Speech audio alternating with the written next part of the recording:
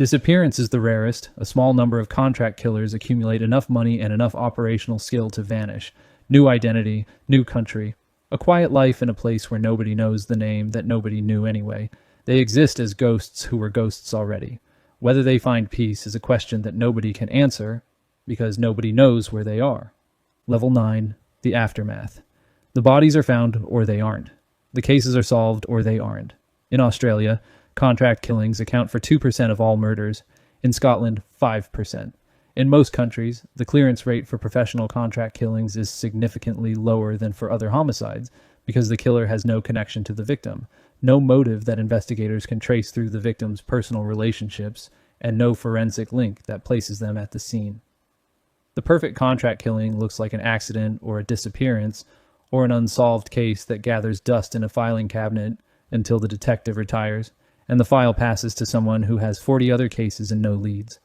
The families of the victims live in a specific kind of purgatory, reserved for people whose loss has no resolution. They know their father or brother or husband was murdered. The police told them it was likely a professional job. They suspect by whom and for what reason, but the suspects are connected, and the reasons are criminal, and nobody in a position to act is willing to act. But the evidence doesn't exist, or can't be presented, or implicates people powerful enough to ensure that the investigation stalls.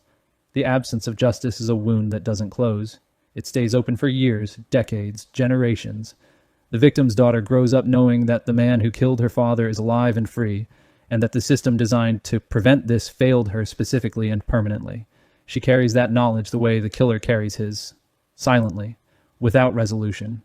The difference is that her silence is involuntary, and his is the product of a choice that he made 20 years ago in a car park, when he discovered what he was capable of and decided to build a life on the foundation of that capability.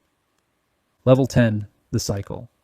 Right now, somewhere, a young man is sitting in a car outside a pub waiting to collect a debt. He's 21 years old.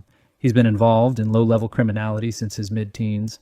Petty theft, drug running, enforcement for a local crew that operates in a postcode that doesn't appear in the property supplements of Sunday newspapers. He's been asked to do something he hasn't done before.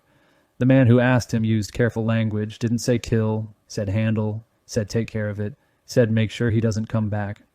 The young man understood. He's sitting in the car, and his hands are steady and his heartbeat is elevated but manageable, and he's thinking about the money, which is £5,000, and the alternative, which is saying no to a man who doesn't hear no, and the future, which is a word that has never meant anything specific to him because nobody in his life has ever offered him a version of the future that didn't look exactly like the present.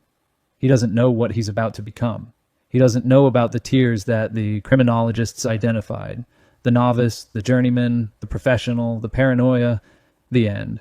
He doesn't know that the mechanism he's about to test in himself, the ability to do violence and eat dinner afterward, the ability to cross a line and discover that the line was imaginary, is the thing that will define every year of his remaining life and eventually destroy every version of safety he will ever construct.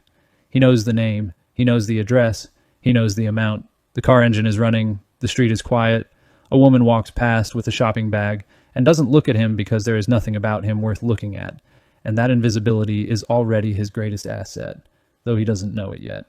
He opens the door. The cycle begins again.